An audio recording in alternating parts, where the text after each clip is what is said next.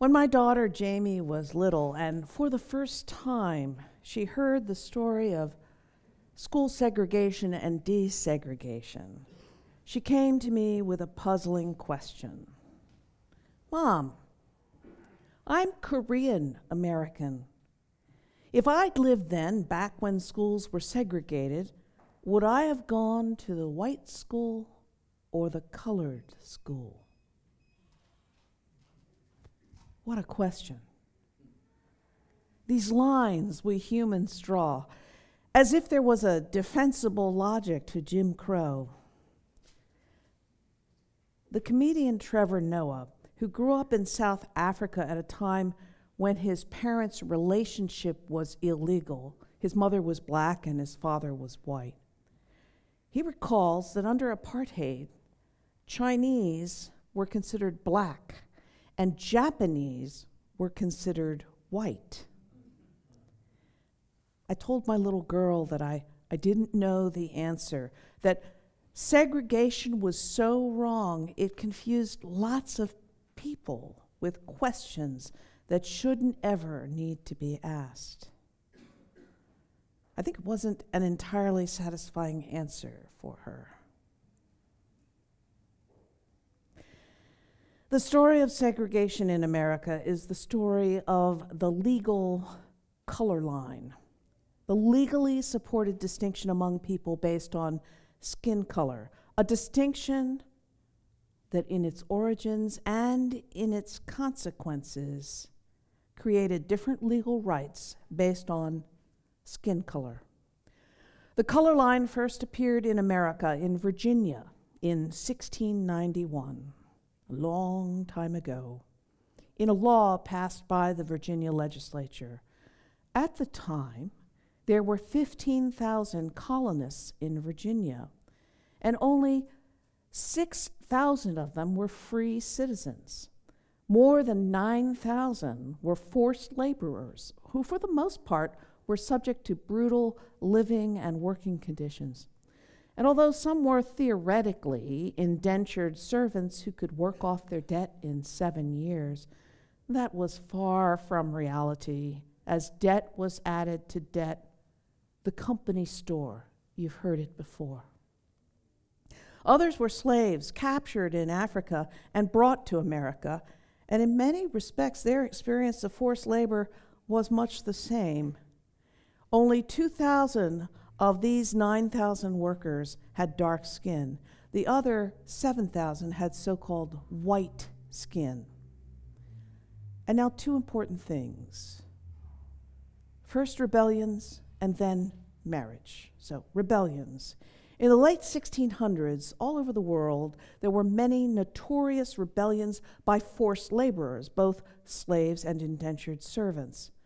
Virginia's legislators were aware, very aware of these worldwide rebellions, as well as of the rebellion by individual forced laborers in their own colony. And Virginia's free citizens, the landowners, were seriously outnumbered, and they were worried about losing control.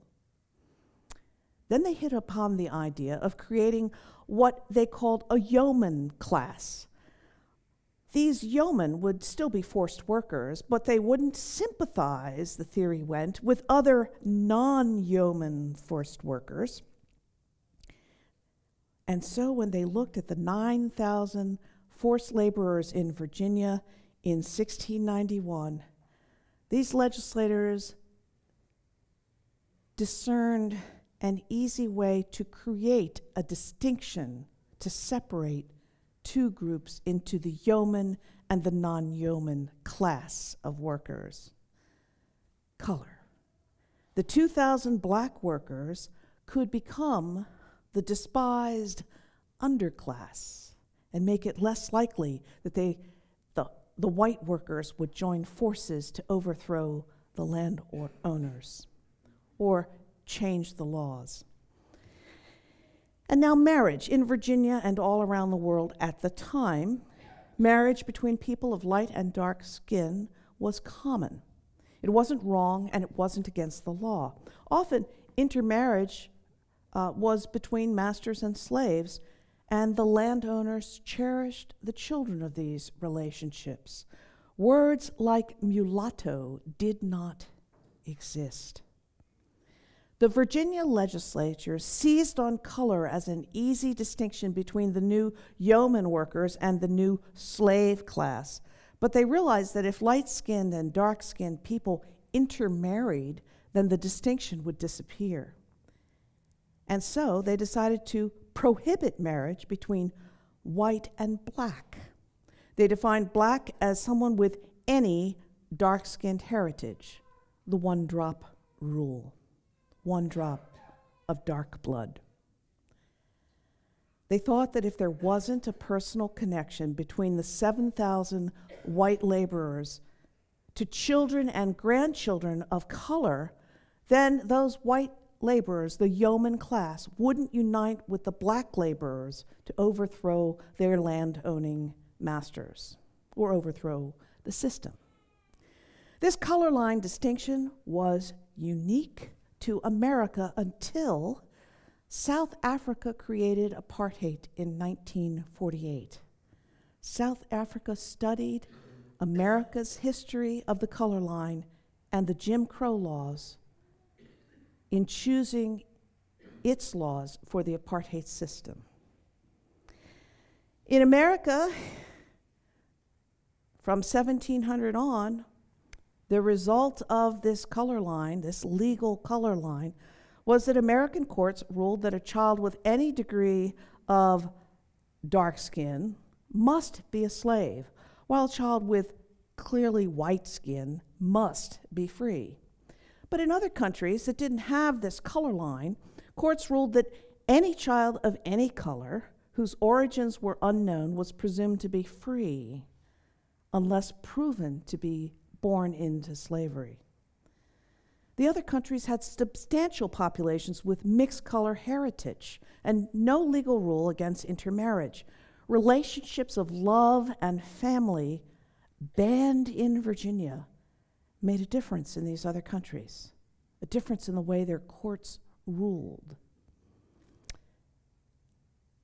In the United States, we see the consequences of the presumption that anyone with black or brown skin must be a slave. The Jim Crow laws that segregated water fountains, swimming pools, seats on the bus, and seats in the best schools are a consequence not merely of slavery, but of the 1691 legal color line. Uniquely in the United States, color became vitally important. It wasn't until 1967,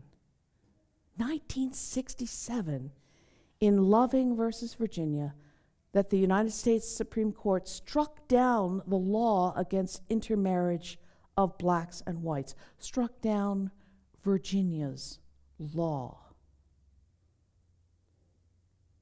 The deliberate choice, the intentional choice of a white minority of Virginia settlers, the landowners, in the late 1600s, created a lasting distinction based on color that has affected us all.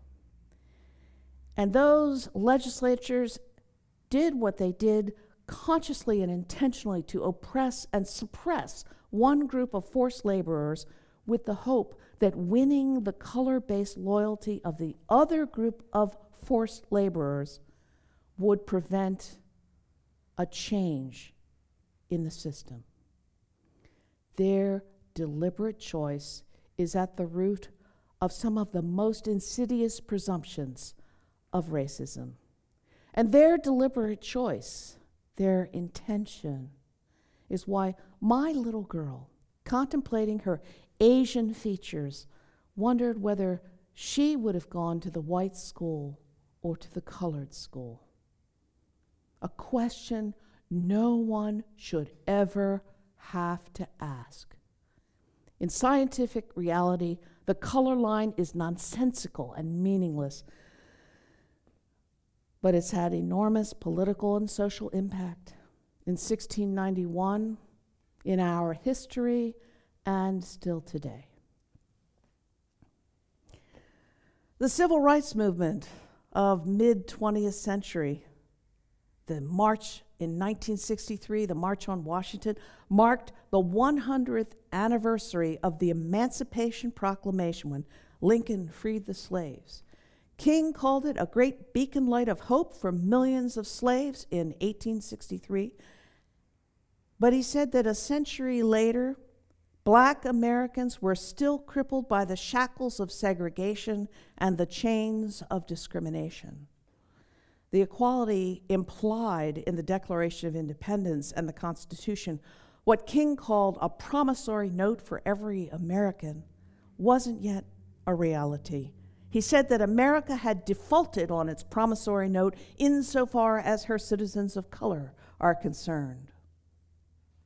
In 1963, 100 years after that Emancipation Proclamation, Martin Luther King grappled with several aspects of the problem of inequality.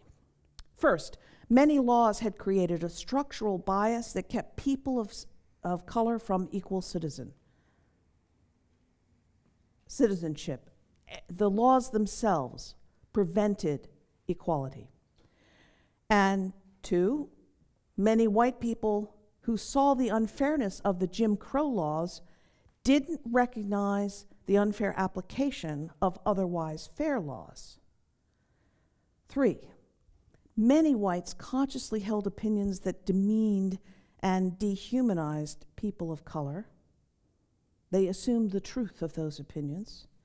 And many more whites, four, even people who wished to be unbiased, were unaware of their unconscious assumptions that caused them to draw false and demeaning conclusions about people of color. Now, King tried to tackle these, starting with the laws.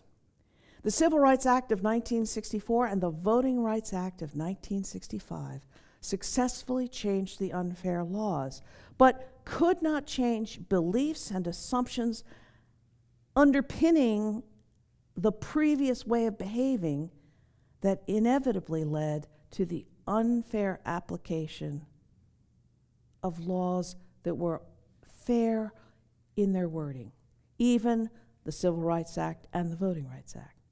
Think about gerrymandering and redistricting to favor or disfavor one group of voters or another.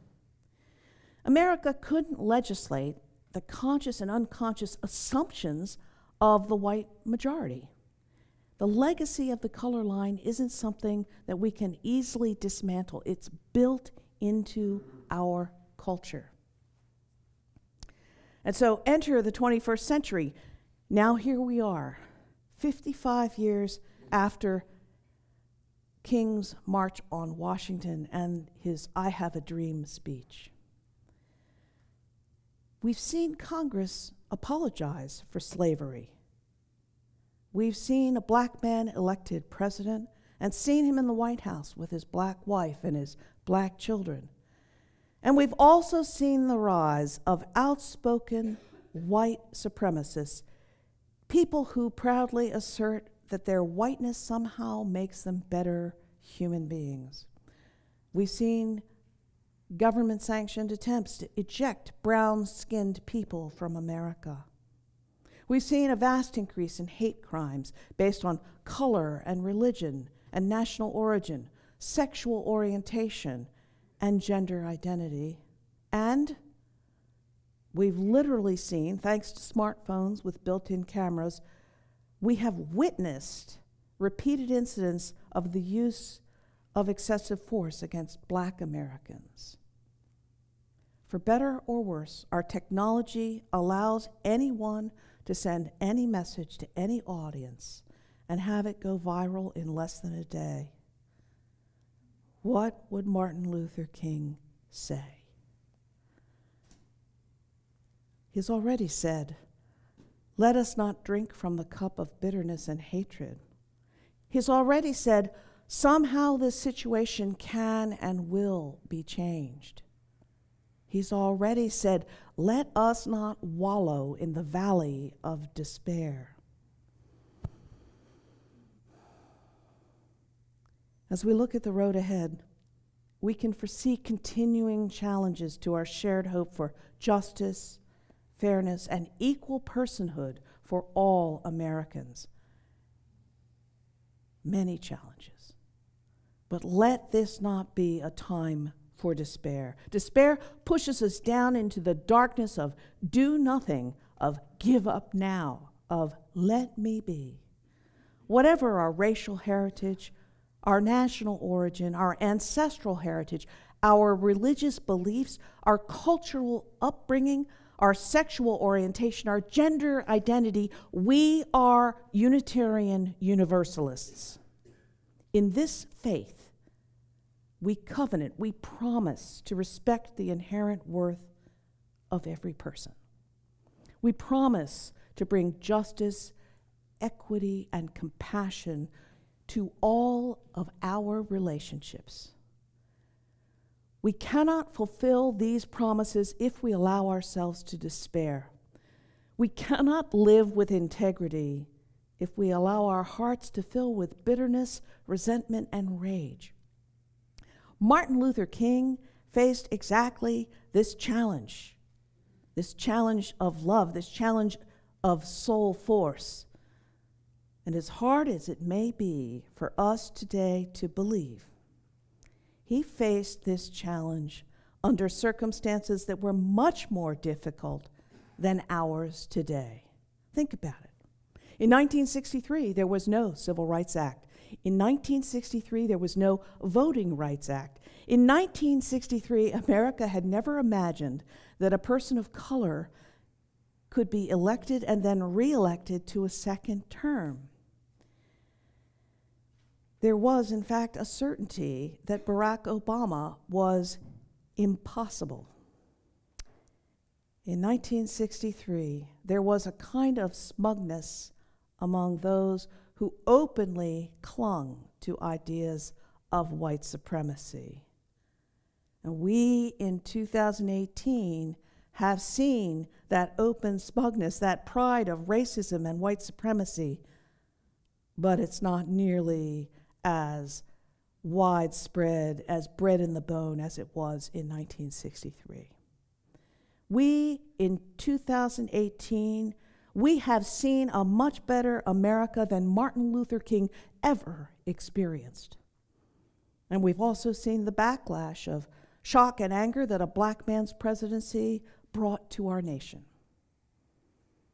I ask myself, really, what did I expect? Did I expect that the 19th century slogan of progress onward and upward forever had finally begun its utopian fulfillment? Did I expect that the purveyors of hate and shame would simply roll over and let us glide smoothly into a post-racial and post-hate America? So, I speak now to the America that believes in equal rights, that cherishes religious freedom, that knows its own history as a nation of immigrants. I speak to the America that warm-heartedly engages diversity daily at school, at work, on the streets, and when ordering carry-out food. Let me make a slight detour into food. Consider the millions of voters, the millions of citizens of all colors and national origins who cheerfully befriend each other at their favorite ethnic restaurants and food trucks. Let me just say, I celebrate the wonderful ethnic diversity of people from many nations and the fabulous food that is part of their culture. From falafel to masala dosa to pizza, tacos to stir-fried broccoli, kebabs to corn dogs, and German sausage. It's all here. It's part of my culture. It's part of your culture. It's part of America's culture. And even though the purveyors of hate can peddle fear and fake news, they cannot compete with the American love of ethnic food. So I say, there is hope for America. If Martin Luther King were here today, he would say that the last 50 years of history have hewn out of the mountain of despair not just a stone of hope, but an exceedingly large rock of optimism, a boulder we can stand on to continue this work. He would notice the 21st century's reimagined version of his Poor People's Campaign, which joins in a single cause of justice not only those who are concerned about the illegitimate fruits of the color line, but all who care about the welfare of human beings and the meaning of participatory democracy. He would see Christian evangelists in the same fusion coalition of this Poor People's Campaign with gay evangelists. He would see the visible expressions of hate, and he would tell us that they aren't nearly as prevalent as when he marched on Washington in 1963. He'd notice the integrated schools and restaurants and hotels and lunch counters and swimming pools. He'd see that restrooms all over America are for everyone, even if we're still struggling to clarify the right of every person to use the one that fits their gender identity. And Martin Luther King would agree that discrimination of any kind is just another false distinction, the color line drawn with different crayons. He'd see, too, the way that the color bias of his time has expanded in our time to religious bias, and he'd bring his sole force to bear against the oppression of Muslims, Hindus, Jews, and Sikhs. Martin Luther King was a champion of reproductive justice. He'd be astonished at how far we'd come, but he'd also see that we need to ensure that all families have access to reproductive health care, and the right to self-determination in their family planning. Martin Luther King, deeply aware of the inequalities in education and health care 50 years ago, today would continue to speak and act to make sure that every child has an equal start in life. And that's now our work. When I look at my children's generation, my young adult kids and their friends, I notice their easy, commonplace assumption that all of us are human beings with inherent worth, even if race, religion, and culture shape us differently in interesting ways. Despite those young neo-Nazis who marched in Charlottesville with their tiki torches and no hoods, shouting hateful slogans, there are many more young adults today who assume diversity is American. My daughter still sometimes has to roll her eyes when people assume that she has Chinese ancestry, but she can order Korean takeout from chains that didn't exist when she was a child. Trevor Noah, who hosts the preeminent comedy show in America, jokes about how he was born a crime, but he is one no longer. They are the future. Martin Luther King said in 1963 that we cannot walk alone, and it's true today. We're tied in a network of inescapable mutuality, and injustice anywhere is still a threat to justice everywhere. And as he said, the moral arc of the universe is long, but it bends toward justice. King's words are part of our heritage, part of our history, part of our culture, and they're also part of our future. These words are words we believe in our bones.